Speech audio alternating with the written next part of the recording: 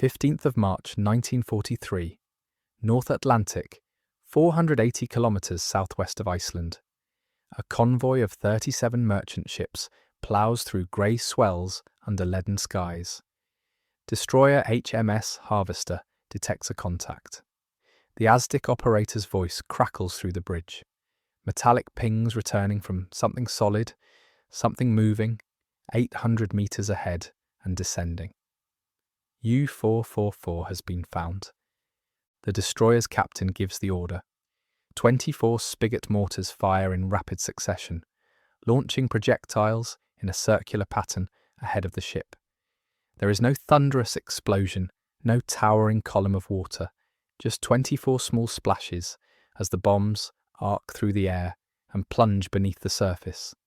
Aboard the U-boat, the sonar operator hears something different this time. Not the familiar thrashing of depth-charge throwers, but a sound like hail on a tin roof as 24 objects rain down around them. Then silence. The crew begins to breathe again. The projectiles have missed. They have survived. Except they have not. 2 of the 24 bombs have struck the pressure hull directly. Contact fuses detonate 16 kilograms of Torpex explosive against steel plate. The detonations rupture the hull instantaneously. North Atlantic seawater floods through breaches the size of a man's torso. U-444 implodes at 150 meters depth. 44 men die in less than 30 seconds.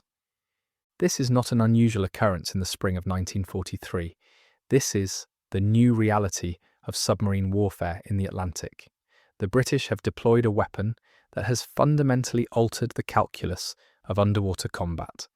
And German U-boat commanders are beginning to realize, with creeping dread, that the rules have changed. For 3 years, the Battle of the Atlantic has been a slaughter. German U-boats, operating in coordinated wolf packs, have sent more than 2,000 Allied merchant ships to the ocean floor. The mathematics are brutal and simple. Britain imports 68 million tons of supplies annually to sustain its war effort and civilian population. U-boats are sinking ships faster than British and American shipyards can replace them. At current attrition rates, Britain will be starved into surrender by late 1943. The problem is not detection. By 1942, British destroyers and corvettes are equipped with ASDIC, active sonar that can locate submerged U-boats with reasonable accuracy at ranges up to 2,500 meters. The problem is destruction. Once a submarine is detected, escort vessels attack with depth charges, 200-kilogram drums of high explosive set to detonate at predetermined depths. But depth charges must land within 6 meters of a submarine's hull to guarantee a kill. 6 meters in 3-dimensional space. Against a target that can change depth and course whilst the charges are sinking. The geometry of the attack makes success nearly impossible. Attacking ships must pass directly over the submarine to roll depth charges from stern-mounted throwers, but ASDIC cannot maintain contact when the submarine is less than 200 meters ahead. The angle becomes too steep. The signal is lost. Escorts are therefore forced to attack blind during the final approach, estimating the submarine's position based on its last known location and presumed course. U-boat commanders, aware of this limitation, execute violent evasive maneuvers the moment ASDIC contact is lost. By the time the depth charges reach detonation depth, the submarine is typically 50 meters or more from the explosion, close enough for the crew to feel the shock through the hull, not close enough to kill. Statistical analysis from the Admiralty's Anti-Submarine Warfare Division tells the grim story. Escorts are expending an average of 78 depth charges for each U-boat sunk. Some submarines survive 200 or more depth charges before finally succumbing to cumulative damage or exhausted batteries, forcing them to surface. The Battle of the Atlantic is becoming a war of industrial attrition that Britain is losing. The solution emerges from the Directorate of Miscellaneous Weapons Development, a quietly brilliant organisation tucked away in Havant, Hampshire. The DMWD is an unconventional establishment, even by wartime standards, staffed by civilian engineers, retired naval officers, and university academics, tasked with developing weapons too unorthodox for mainstream research establishments. Its director, Charles Goodeve, is a Canadian chemist who understands that conventional thinking will not solve unconventional problems. The weapon they develop is designated Projector, anti-submarine, Mark 10. Convoy escorts will call it Hedgehog. It consists of 24 spigot mortars arranged in 4 rows of 6, mounted on the foredeck of escort vessels. Each mortar fires a finned projectile, 30 centimetres long, weighing 30 kilograms, containing 16 kilograms of Torpex explosive. The projectiles are launched in a ripple pattern over approximately 3 seconds, creating an elliptical spread pattern 40 metres wide and 50 metres long, 200 metres ahead of the firing ship. The engineering is simultaneously elegant and brutal. Unlike depth charges, which use hydrostatic fuses set to detonate at specific depths, Hedgehog projectiles are fitted with contact fuses. They detonate only upon striking a solid object, miss the submarine entirely, and the projectiles simply sink to the ocean floor, unexploded. Strike the hull, and the shaped charge warhead punches through 25 millimeters of steel plate before detonating inside the pressure hull. This design choice solves the fundamental problem that has plagued depth charge attacks. As-dick contact can be maintained throughout the attack. The firing ship does not need to pass over the submarine. It fires while still in as-dick contact, then maintains tracking as the projectiles fly through their ballistic arc. The submarine commander has no indication that an attack is imminent. There is no thrashing of depth charge throwers, no destroyer charging overhead, until projectiles begin splashing into the water around him. By the time the sonar operator reports incoming objects, they are already descending toward the hull. The contact fuse introduces a psychological dimension that depth charges never possessed. With depth charges, every attack generated massive explosions regardless of accuracy. Submariners could not distinguish between near misses and direct hits until the damage reports came in. But Hedgehog attacks that miss produce no explosions whatsoever. Silence means survival. Detonations mean at least one projectile has struck home, and given that Hedgehog spreads 24 projectiles across a 2,000 square metre area, a single hit strongly suggests multiple impacts. Manufacturing begins at the Govan shipyards in Glasgow and at ordnance facilities in Sheffield.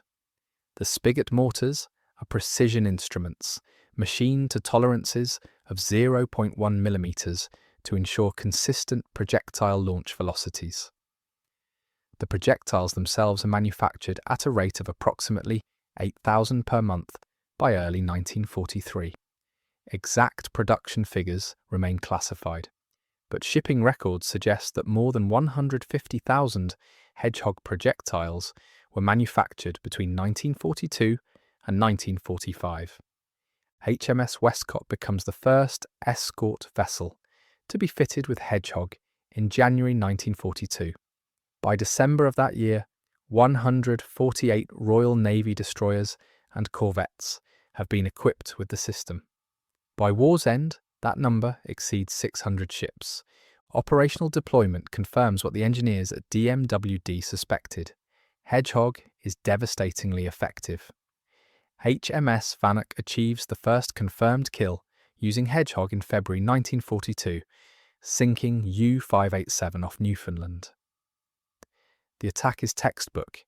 As-dick contact maintained throughout, projectiles fired at 250 metres range, 2 detonations indicating hull strikes. U-587 surfaces briefly, stern first before sliding beneath the waves. No survivors. If you're finding this interesting, a quick subscribe helps more than you know. The spring of 1943 sees Hedgehog employment reach industrial scale. Convoy ON-166, attacked by 17 U-boats in February, loses 14 merchant ships but destroys 3 attacking submarines, 2 confirmed Hedgehog kills. Convoy HX-228 in March faces coordinated Wolfpack attacks, but sinks 4 U-boats using Hedgehog, losing only 4 merchant vessels. The exchange rate has inverted. U-boats are dying faster than merchant ships. Records from surviving U-boat crews reveal the psychological impact. Kapitan Leutnant Peter Kremer, commander of U-333, describes Hedgehog attacks as rain from hell, projectiles descending through the water column with no warning, no pattern the helmsman can evade. Unlike depth charges, which create massive pressure waves that can be felt from hundreds of meters away, Hedgehog projectiles arrive silently unless they strike the hull. Sonar operators report hearing the impacts, a metallic ringing as projectiles strike the ocean floor around the submarine, but cannot determine how close they have come to the hull until the attack ends. The silence submariners report is worse than the explosions. German naval intelligence, the Beobachtungsdienst, identifies Hedgehog as a critical threat by mid-1943.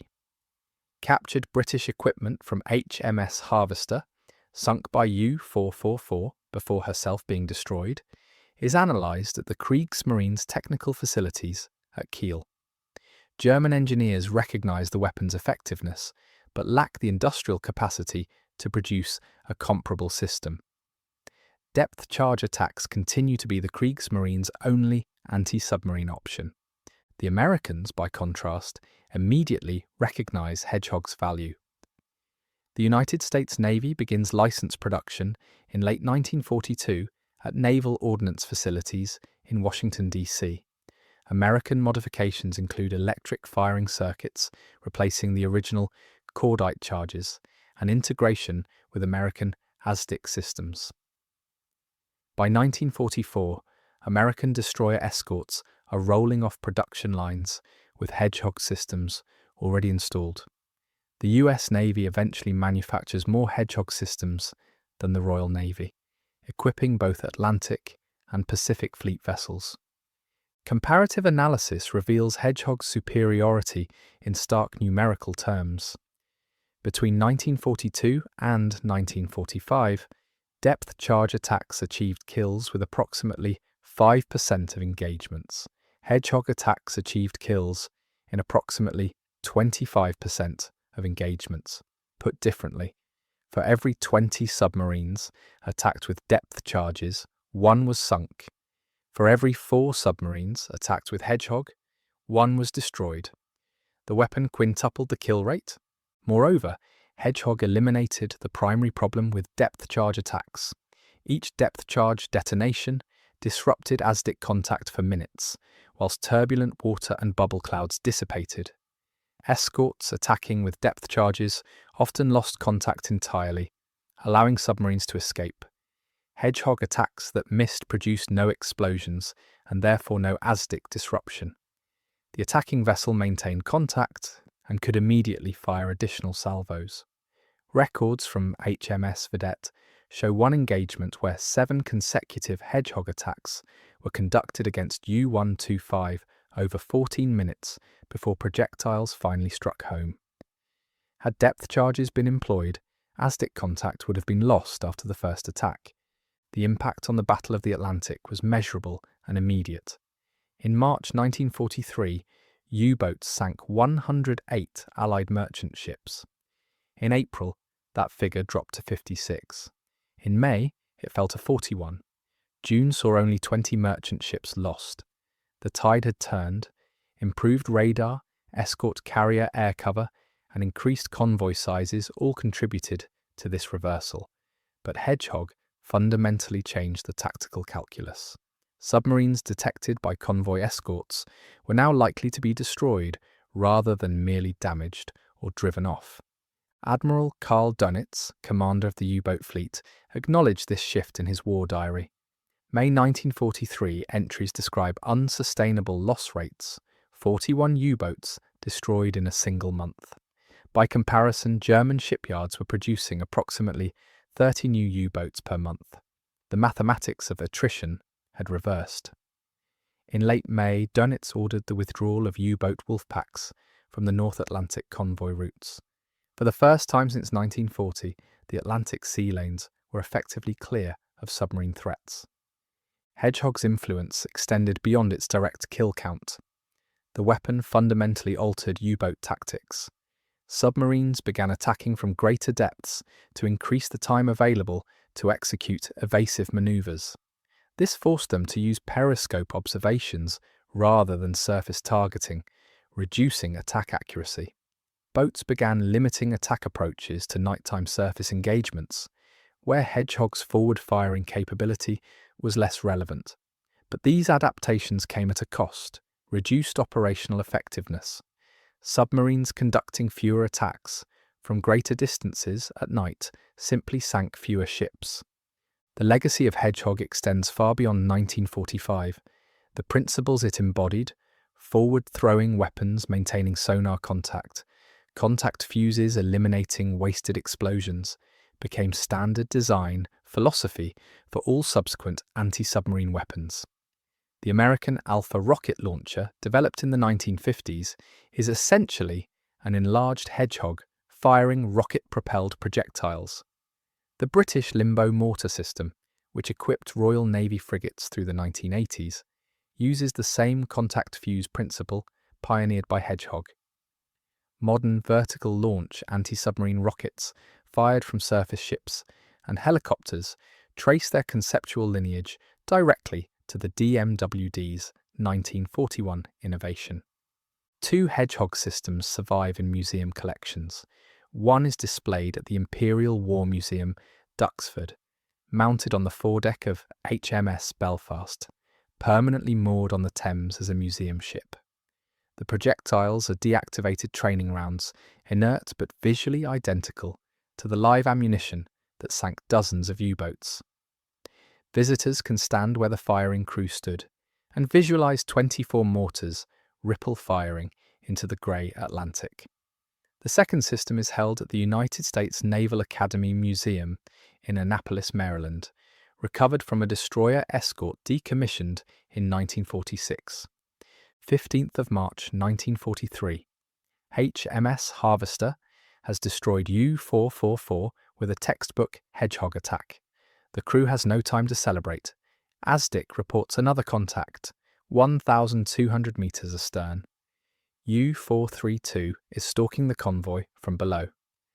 The destroyer comes about, builds speed, regains ASDIC contact. 24 mortars fire. Projectiles arc through the air, plunge beneath the surface, descend through the water column. 2 detonations. U-432 breaks apart at 180 meters depth. 45 men die. This pattern repeats across the Atlantic throughout 1943, 1944, 1945. Escorts detect submarines. Hedgehog fires. Hulls rupture. Men drown in darkness. The weapon that began as an engineering solution to a tactical problem becomes an instrument of industrial-scale destruction. Not through explosive power. Each Hedgehog projectile carries less than 1/10 the explosive of a standard depth charge, but through geometric precision, by maintaining sonar contact, by eliminating wasted attacks, by turning submarine hunting from an art of estimation into a science of mathematics. The precise number of U-boats destroyed by Hedgehog remains classified. Admiralty records credit the weapon with at least 47 confirmed kills, but this figure excludes submarines destroyed by combined Hedgehog and depth charge attacks, and submarines damaged by Hedgehog that subsequently fell victim to other escorts. Conservative estimates suggest Hedgehog was directly responsible for 50 to 60 U-boat kills. More liberal assessments, accounting for submarines forced to surface after Hedgehog damage, place the figure above 80.